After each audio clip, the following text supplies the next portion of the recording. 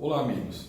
Sempre que faço vídeos chamando a atenção do cidadão, da população, para que lutem pela preservação dos direitos e garantias individuais do cidadão, frente à gana de punir do Estado, pois esta foi uma luta travada com sangue, literalmente, por cidadãos do mundo todo, desde sempre, tendo sido a Magna Carta Libertatum, na época medieval ainda, quando o rei João Sem Terra da Inglaterra, em 1500, por volta do ano de 1500, ele sancionou essa Magna Carta, onde trouxe os princípios que hoje vigoram na nossa Constituição brasileira e em várias outras constituições.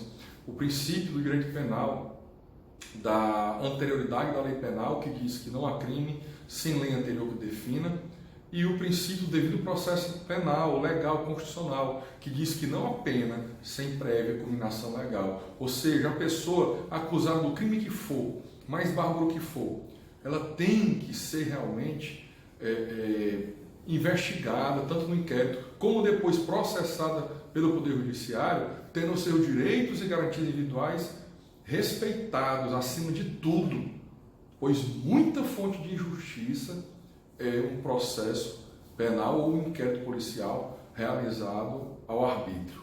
Nós temos agora o exemplo, a questão aí do nosso presidente, Jair Bolsonaro, que foi acusado com uma testemunha dentro de um inquérito policial, certo? Que foi por 2 vezes na delegacia e disse com todas as letras que foi ele quem autorizou a entrada do assassino de uma vereadora aí do Rio de Janeiro, ou suposto assassino, porque está sendo investigado. Nós também não já podemos chamar de assassino, foi o jornal que chamou, porque tem que haver o devido processo legal. Então ali o presidente teve seu nome citado por uma testemunha, 2 vezes dentro do inquérito policial, junto à Polícia Civil do Rio de Janeiro, aonde com todas as letras disse que interfonou para casa, inclusive no livro de registro do condomínio, tem o número da casa do presidente, onde ele diz que ali aquela pessoa autorizou a entrada da pessoa que é apontada como um dos assassinos dessa vereadora. Vejam bem, se não fosse um presidente da República, se não fosse o presidente eleito do Brasil, muito provavelmente a autoridade policial teria pedido a sua prisão preventiva, o promotor teria dado um parecer favorável e o juiz teria decretado. Eu digo muito provavelmente porque eu vejo isso acontecer todo dia, onde a autoridade policial pede a prisão, o Ministério Público dá um parecer favorável e o juiz decreta com base em quase nada, com base em uma única testemunha, com base em uma única escrita, com base em uma única prova que não é nem corroborada pelo resto do conjunto probante. E aí é o advogado, que é o profissional, que vai buscar a justiça para essa pessoa. O que aconteceu no caso do presidente é que este homem, depois de ser inquirido na Polícia Federal, essa testemunha, ela voltou atrás e mudou a história. Disse que tinha se confundido, disse que anotou o número da casa de forma errada dentro lá na parte administrativa, no documento que ele assina lá administrativamente dentro do condomínio, que ele colocou de forma errada aquele número. Não era a casa do presidente Bolsonaro, era outra casa que autorizou a entrada do investigado da morte lá da vereadora. Pois bem, quando é agora, já chegou uma perícia dizendo que sequer a voz da gravação do condomínio, aonde o porteiro telefona para uma casa e uma pessoa autoriza a entrada, sequer a voz do funcionário do condomínio é a voz dessa testemunha que disse que era o porteiro no dia e que tinha interfonado para a casa do presidente Bolsonaro, que ele teria autorizado a entrada do investigado pela morte da vereadora. Vejam bem a gravidade disso. Sequer era aquele porteiro que estava lá naquele dia. Foi outra voz, foi outro porteiro. E a voz da pessoa que autorizou a entrada é de outra casa. Já foi identificada na perícia. E mais, a ligação gravou o tom da tecla que foi apertada para poder interfonar para a casa que autorizou a entrada da pessoa. E até o tom bate com outra casa, porque dá para identificar pelo tom da tecla.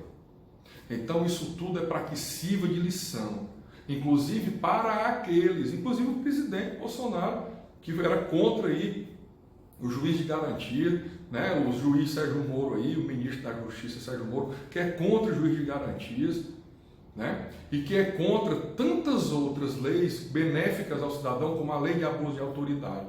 Eles, infelizmente, agem dessa forma sem pensar que amanhã podem ser eles os investigados ou acusados falsamente, porque aí está muito claro, que houve uma manipulação de alguém, houve uma acusação falsa, há de ser investigado quem foi que fez tudo isso.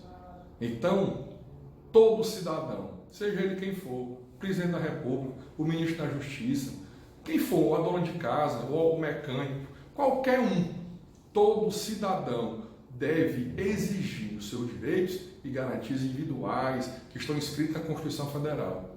Jamais abrir mão disso, porque amanhã pode ser você. O presidente da República foi acusado de um homicídio, de participar de um homicídio, onde ele teve que acordar de madrugada em uma viagem a outro país e se defender por meio da internet. E uma testemunha dentro do inquérito assegurando, afirmando de forma firme que sim, liguei para a casa dele, ele atendeu e autorizou a entrada. E aí, se fosse um cidadão comum, se fosse você, estaria preso. Tá? E até conseguir a liberdade, há um trabalho muito bom a ser feito por um bom advogado criminalista para conseguir sua liberdade, mas a sua honra jamais será a mesma. Jamais ficará limpa como antes deste fato nefasto. Então, senhor presidente, senhor Sérgio Moro, todos aqueles que ficam batendo contra a lei de abuso de autoridade, contra o juiz de garantia, prestem atenção.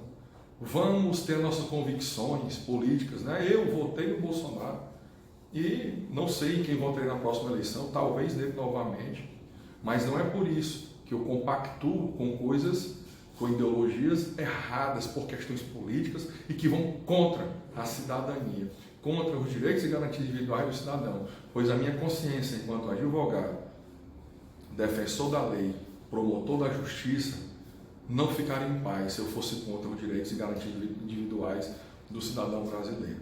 Fica a lição, porque nós temos vários outros casos. Se você quer estudar algum, veja caso do Escola de Base em Brasília, veja caso do Monstro da Mamadeira, veja caso dos Irmãos Naves, que é um dos mais antigos também.